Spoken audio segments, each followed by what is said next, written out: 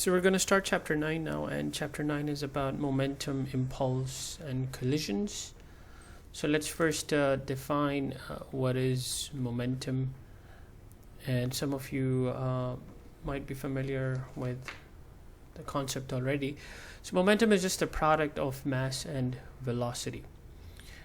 So and you can see that the mass, we know that the mass has units kilogram, the SI units, and velocity has units of meters per second. So the units of momentum are kilograms meters per second. There are another units for momentum. We'll look at that in a few slides. So an important thing over here is that this equation looks simple, but it's a vector equation. So an important thing that we can conclude from this is that velocity and momentum are always going to point in the same direction. So similar to force and acceleration, right? So if you know where velocity points, you know where momentum points. It's exactly the same direction. The length of the vectors might be different, but their direction is exactly going to be the same. So let's answer this question. So we have a card over here that's moving with 2 meters, velocity of 2 meters per second. That's the magnitude of velocity that's shown.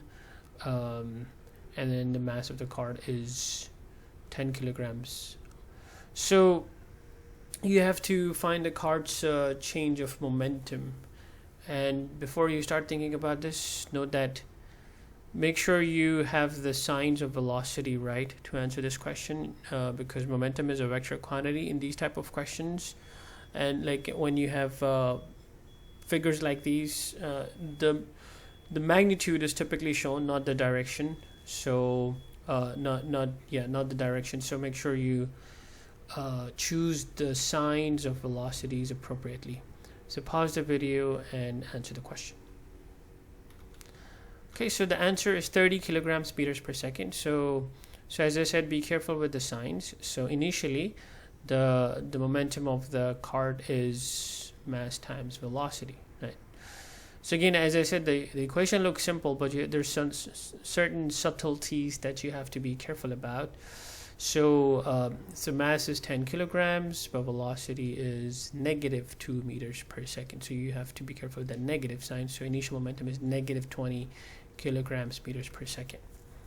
And then the final momentum is, again, mass is 10. So final momentum is just, let's emphasize on the plus sign over here, is 10 kilograms meters per second. So if you subtract the two, you get 30 kilograms meters per second. So this is a very typical mistake that students make in the question in these type of questions for momentum. So be careful with the signs of momentum.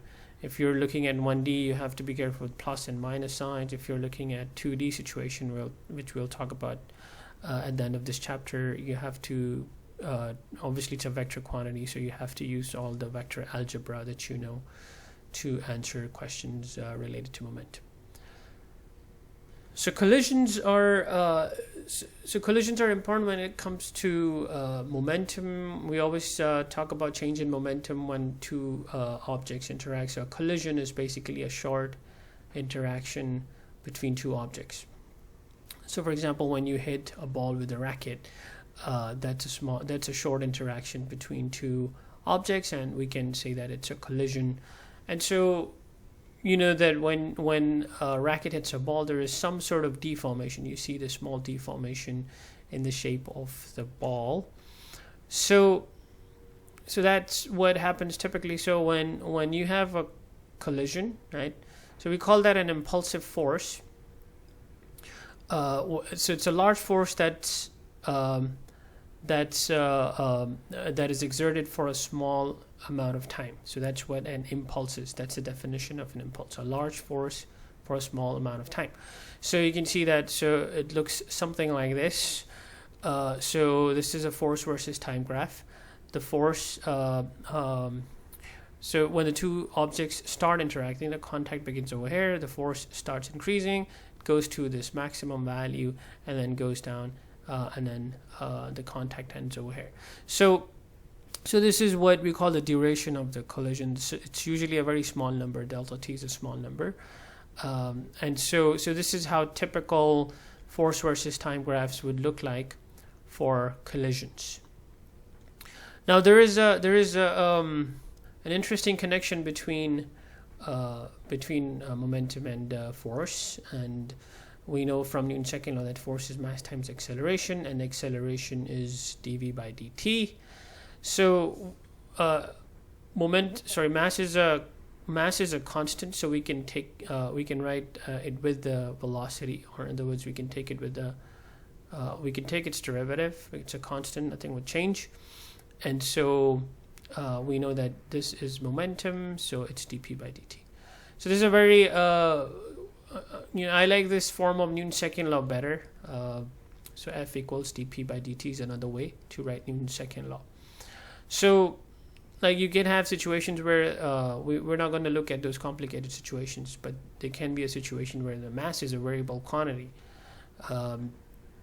So in that case, m is not going to be a constant. But those are complicated situations.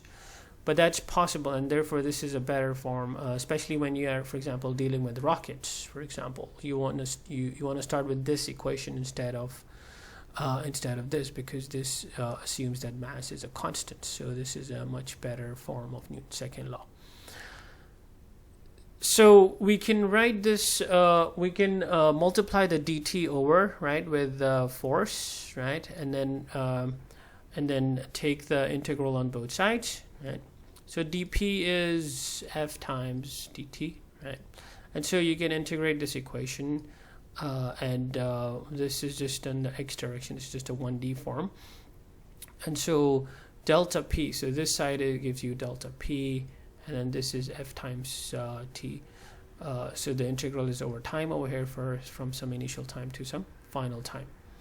So this is the definition of impulse. Impulse is the integral. So there are multiple definitions of impulse. You can see from the left-hand side, you can say that it's the change in momentum. You can say that impulse is the integral of force over a certain amount of time. And then you can also say, so when, remember, integral's interpretation is area, right? And derivative is the slope. So you can also say that the impulse is the area under the force versus time graph. And from this, you can also see that there is another unit for momentum or impulse. So this is Newton, this is seconds. So another unit for impulse is Newton second, in addition to kilograms meters per second. So typically, like when we have a situation where a collision takes place, we don't know this form. So for example, when two cars collide, the force versus time graph is going to be some complicated graph, right? So one way to deal with that is that you replace this force versus time graph with a graph such that the area under the two graph, you replace it with a rectangle, right? So in such a way that the area under the graph is the same. So in other words, these two areas are the same, or the impulse is the same.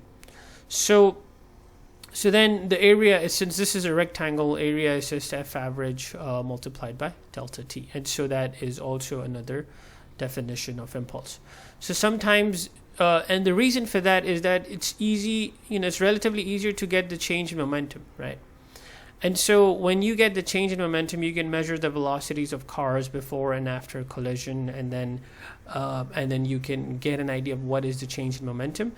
And then set this equal to f average times delta t to basically get the average force. So instead of getting this complicated graph, which is difficult to get, you get an idea of what the average force, what was the average force acting on the car during the duration of the collision. So let's answer this question. So you have magnitude impulse. You have to find the impulse, right? The magnitude of the impulse. So the mass of the object is 2 kilograms, right? And the momentum change of magnitude is 50 kilograms meters per second. So note that this is a trick question. So pause the video, think about it.